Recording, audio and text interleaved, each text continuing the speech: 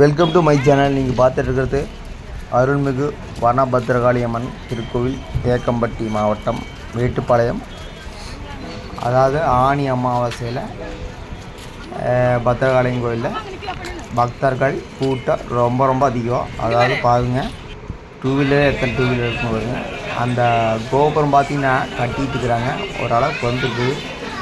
கிட்டத்தட்ட 3 வருஷமாக கட்டிகிட்டு இருக்கிறாங்க. இன்னும் 1 வருஷமாக வேலை நடக்கும். பட் இதெல்லாம் புதுசாக போட்டுக்கிறாங்க. பக்தர்கள் உள்ள ஒர்க்கு இதுக்கு முன்னாடி போடல. அதாவது அமாவாசைக்கு எப்போவுமே பத்ரகாளி கோயிலில் கூட்டம் நல்லாயிருக்கும். ஆற்றின் கரையோரம் இருக்கிற ஒரு கோயில் இது வருங்க. பக்தர்கள் ரொம்ப கூட்டம். கோயில் கோபுரம் கட்டிகிட்டு இருக்கிறாங்க. ராஜகோபுரம் கட்டிகிட்டு இருக்கிறாங்க. திருப்பணிகள் நடந்து கொண்டு இருக்குது. அதுதான் ராஜகோபுரம் பாருங்கள். அந்த கூட்டம் ரொம்பவே அதிகம். எக்ஸ்பெக்ட் பண்ணல இந்த அளவுக்கு கூட்டம் இருக்குன்னு எக்ஸ்பெக்ட் பண்ணல. சனி ஞாயிறுல கூட்டம் இருக்குன்னு பார்த்தா இன்றைக்கி ஆனி அமாவாசைக்கு கூட்டம். ஆடி மாதம் எப்போவுமே இந்த கோயிலில் ரொம்ப கூட்டமாக இருக்குது. பகாசூரன் சாமி. மொத்தத்தில் பார்த்திங்கன்னா இது ஒரு ஆன்மீக சிந்தனை உள்ள வீடியோ. ஒரு பக்தர்கள் கூட்டம் அதிகம்.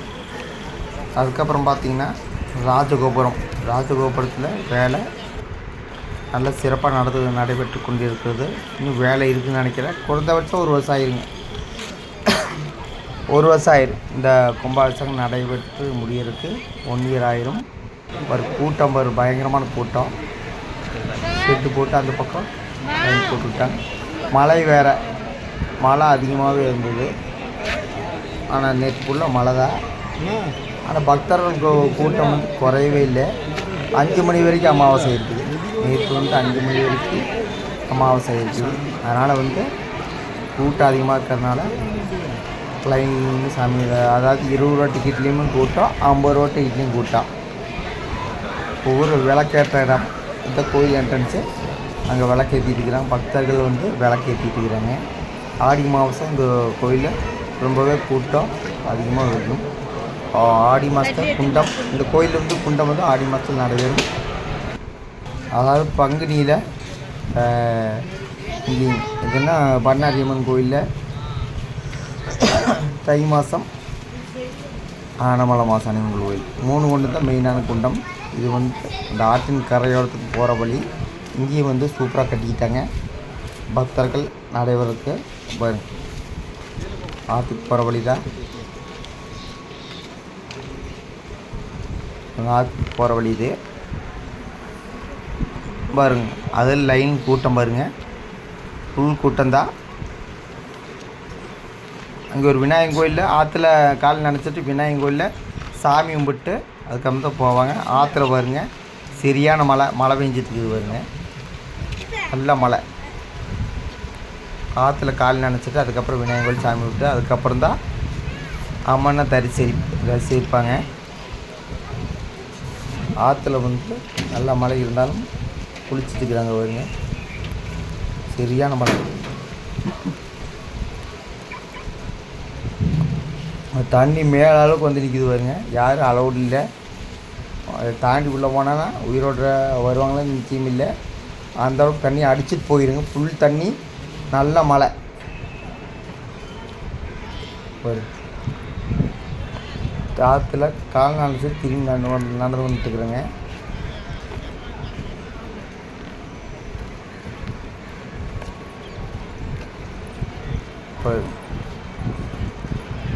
பகாசூரன் சாமி. அந்த இடத்துல உப்பு போட்டு வழிபாடு இருக்குதுங்க. உப்பு போட்டு வழிபாடு. இந்த உப்பு போட்ட இடத்துல தான் குண்டம் இறங்குவாங்க. அந்த இடத்துல தான் குண்டம் இறங்குவாங்க. பண்ணாரிலையுமே பத்ரகாளி உப்பு நிறைய கொட்டி வச்சுருப்பாங்க. என்ன காரணம்னா உப்பு போட்டு வழிபாடு இருக்காங்க. உப்பு போட்டு வழிபாடு இருக்காங்க பாருங்க. உப்பு வழிபாடு.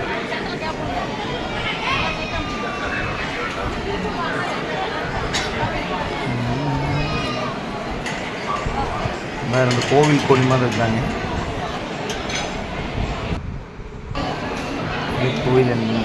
கோயில் உள்ள சாமி கும்பிட்டு உள்ளே சுற்றி வரும்போது எடுத்தாங்க. கோயில் உள்ள எத்தனை லைன் வருங்க, சரியான கூட்டம் தான். வேலை நாட்களிலும் கூட்டம் குறையவே இல்லை. அமாவாசைக்கு எப்பவுமே மன்னாரியும் பதிரகலைங்களும் கூட்டம் கொஞ்சம் அதிகமாகவே இருக்கும். இந்த கோயில் என்ட்ரன்ஸு இந்த இடத்துல பாருங்க, ஒரு தேங்காய் உடைக்கிறாங்க, விளக்கு பற்ற வைக்கிறாங்க. இதுதான் வழிபடுவாங்க. அமாவாசை அன்றைக்கி இதில் விளக்கு பற்ற வச்சு வழிபடுவாங்க. முன்னோர்களுக்கும் சேர்த்து இந்த கோயிலில் தான் வழிபடுவாங்க.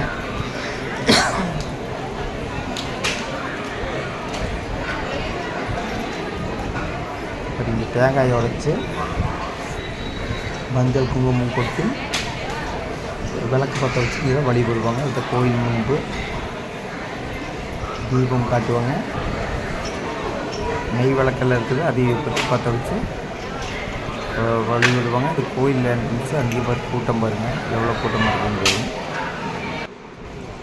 அப்புறம் பார்த்தீங்கன்னா நாம பகாசுரன் சாமி பாருங்க, உப்பு கொட்டி வச்சு அந்த இடத்துல குண்டா மறங்குவாங்க, உப்பு போட்டு வழிபடுறாங்க.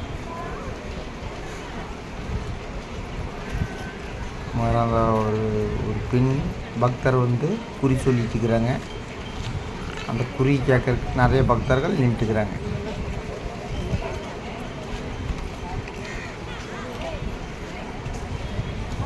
அந்த எலுமிச்சம்பழம் அந்த வெயிலில் குத்தி வேண்டுதல் நிறைவேற்றிட்டு வருவாங்க.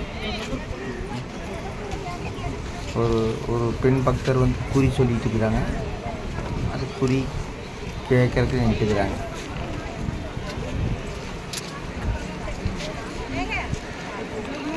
கோபுரம் நல்லா கட்டி முடியும்போது கோயில் சூப்பராக இருக்குன்னு நினைக்கிறாங்க. கோயில் வேலை நிறைய இருக்குது. மண்டபமெல்லாம் கட்டிட்டு இருக்கிறாங்க. பின்னாடி வேறு அந்த எலுமிச்சம்பழம் குத்திட்டு இருக்கிறாங்க நிறைய பேர். அது குத்தி வேண்டுதல் நிறைவேற்றிருப்பாங்க. வருங்க, எத்தனை எலுமிச்சம்பழம்னு வருங்க. எலுமிச்சம்பழம் லைனாக குத்திட்டு இருக்கிறாங்க.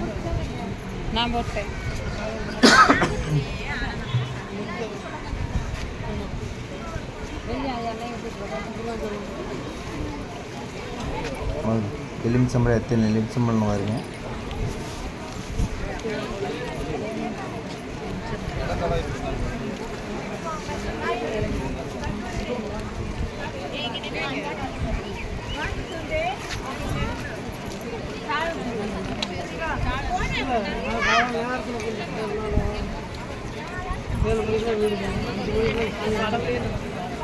ஒரு பெண் பக்தர் குறி சொல்லி நிறைய பேர் கேட்டுக்கிறாங்க.